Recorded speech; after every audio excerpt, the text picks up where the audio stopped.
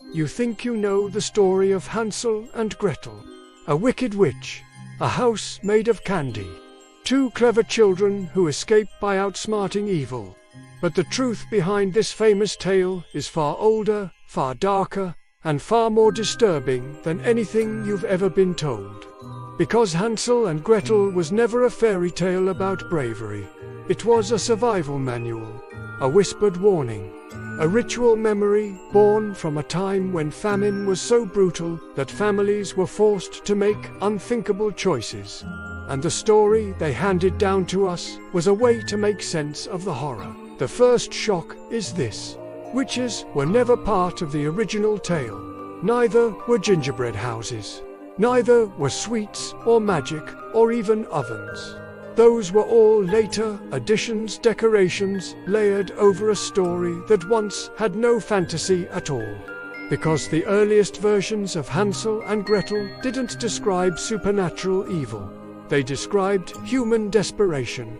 The kind of desperation that spreads through a household when the fields have failed, the flour is gone, the winter is too long, and the snow keeps falling long after it should have melted. To understand why this story exists, you have to return to one of the darkest chapters in European history, the Great Famine of 1315 to 1317.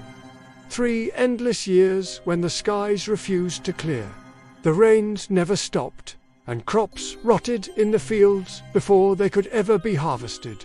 Entire villages starved. Children collapsed in the streets.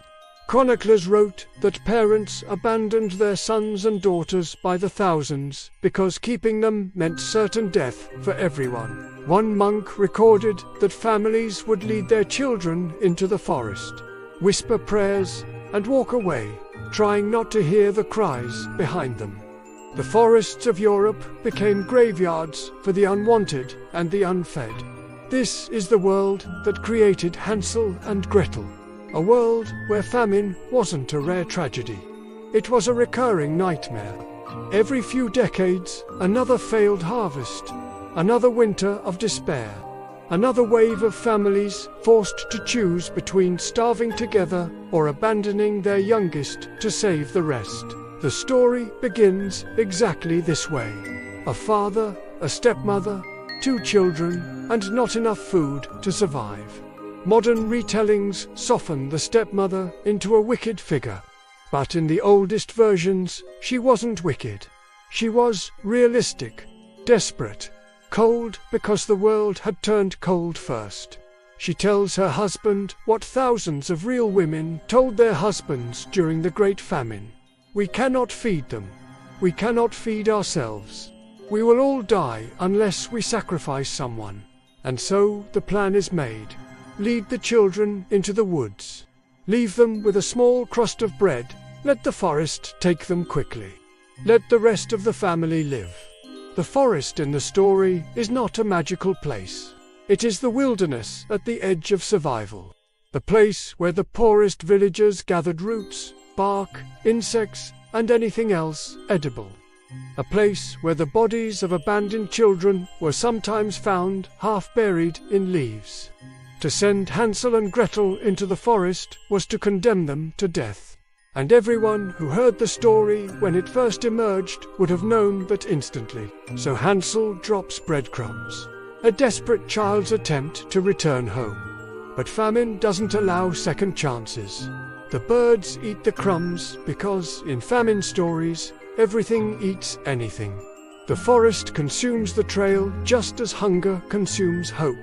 The children wander deeper, lost, starving, and then the story changes.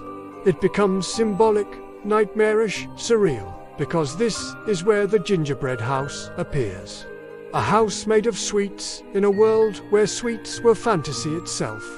In medieval Europe, sugar was so rare that most peasants never tasted it once in their lives. Only the wealthy knew what candy tasted like. So the gingerbread house wasn't meant to be delicious. It was meant to be impossible. A mirage, a vision conjured by starving children.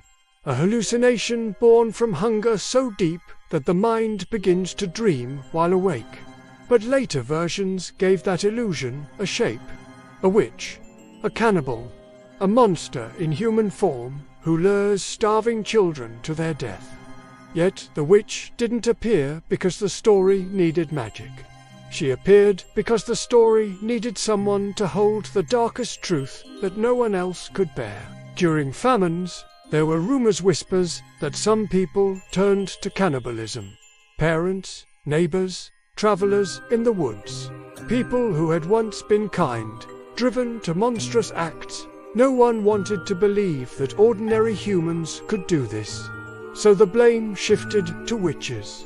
Creatures already feared, already hated, already associated with hunger and harm. The witch became the mask for human evil. She became the explanation for horrors that were too painful to accept. This is why the witch lives alone in the forest. This is why she preys on children. This is why she fattens Hansel. In real famine stories, families did exactly that. Rationing food, deciding who should be fed and who should not. Keeping one child alive while another wasted away. It is horrifying. It is unthinkable. It is history. When the witch locks Hansel in the cage, she is acting out the darkest fear of every famine-struck community. That someone strong would survive by consuming the weak. That hunger turns people into beasts.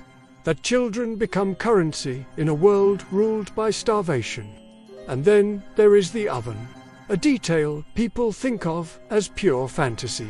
But medieval ovens were massive stone structures, tall enough for a person to climb inside, large enough to bake dozens of loaves at once, warm enough that, during harsh winters, some families slept beside them to avoid freezing.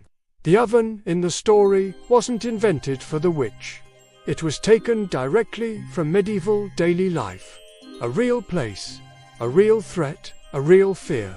When Gretel pushes the witch into the flames, the act is not magical. It is symbolic.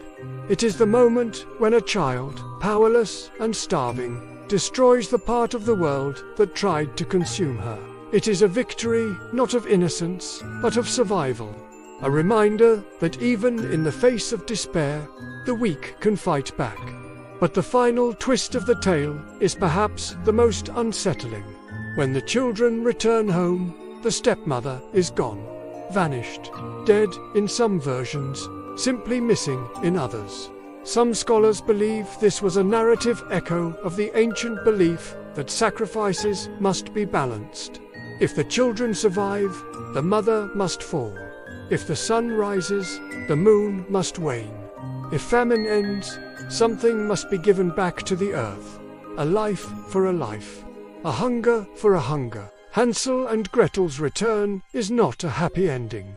It is a cycle closing, a balance restored, a ritual fulfilled. Because the story was never meant to comfort. It was meant to prepare. To teach children the truth of a world where food could vanish overnight, where winters could stretch into forever, where parents might abandon you, not because they didn't love you, but because they loved you too much to watch you starve slowly. The tale carried warnings across centuries. Do not trust miracles in times of hunger. Do not follow illusions.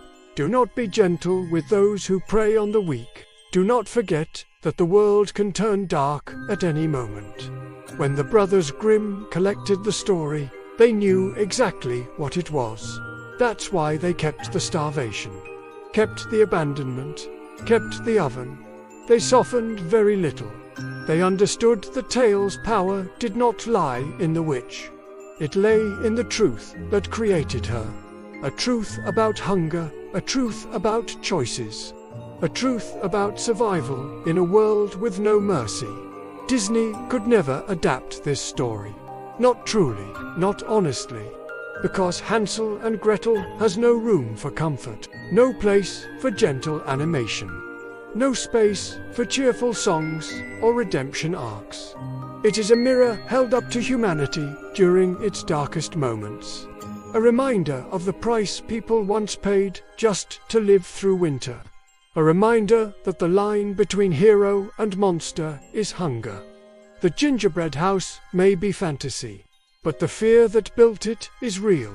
The witch may be fiction, but the hunger she represents is not. Hansel and Gretel may escape, but the world that abandoned them still exists in our collective memory, buried deep beneath sweeter versions, and that is why the story has endured. Because it is not about magic, it is about desperation, about betrayal, about the brutal truth that the world does not protect the innocent. The innocent must survive it anyway. Hansel and Gretel is not a fairy tale.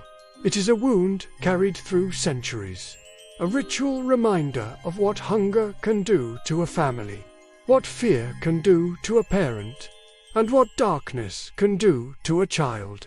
In every retelling, no matter how sweet, no matter how softened, one message remains untouched.